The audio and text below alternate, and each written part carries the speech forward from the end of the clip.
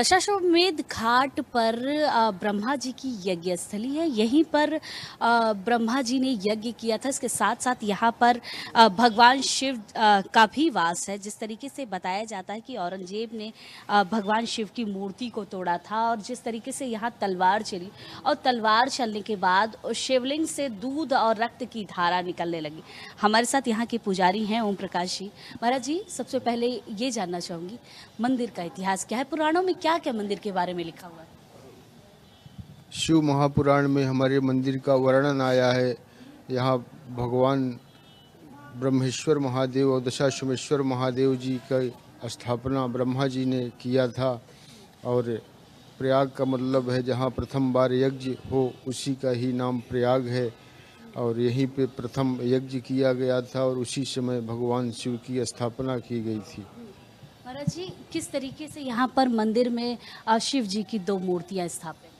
यहाँ पे दो शिव मूर्तियाँ हैं, एक ब्रह्मेश्वर महादेव जी हैं, एक दशाश्वमेश्वर महादेव जी हैं, जिसमें औरंगजेब ने जब चढ़ाई किया तो शक्ति आजमाने का प्रयास किया और तलवार से प्रहार किया तो वहाँ से रक्त की धाराएं और खून आदि की धाराएं, सर्पों की जोड़ियाँ निकलने लगी। यह देखकर वह आगे जाकर नरसिंह भगवान का मंदिर तोड़ दिया। आज भी वहाँ मस्जिद बना है जहाँ पे शक्ति नहीं जागृत हुई।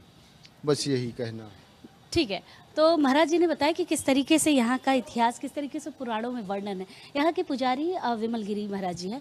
आप यहाँ पूजा पाठ करते हैं, कैसे लोग आते हैं और किस तरीके से आप उनको यहाँ के बारे में बताते हैं और क्या और चीज़ें खास है यहाँ की? हम चलते चलते मंदिर को भी देखेंगे क्योंकि दो शिवलिंग है। एक शिवलिंग जो औरंगजेब ने तलवार चलाई थी और दूसरी शिवलिंग जो स्थापित की गई थी। ये कैसे हुआ, क्या क्या चीज़ें हैं इसमें? ये शिवलिंग जो इधर दशाश्वमेध महादेव जी हैं, वो स्वयं से प्रकट हुए थे।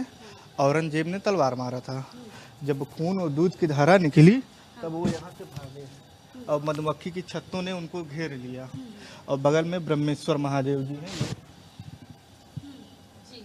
ब्रह्मेश्वर महादेव जी हैं। इनकी स्थापना कैसी यहाँ हुई? ब्रह्मेश्वर महादेव जी, उनको ब्रह्मा जी ने दशाश्वमेध यज्ञ करके स्थापना किया। यहाँ ये एक शिवलिंग ब्रह्मा जी ने स्थापित की है और दूसरी शिवलिंग स्वयंभू है, स्वयं से हाँ, स्वयं से प्रकट हुए थे। ये यज्ञ स्थली भी है, यहीं से यज्ञ किया था उन्होंने? यहीं से यज्ञ किया था। वो ब्रह्मकुंड नीचे हैं। यहाँ कितने ब्रह्मकुंड थे? 5 ब्रह्मकुंड थे। 5।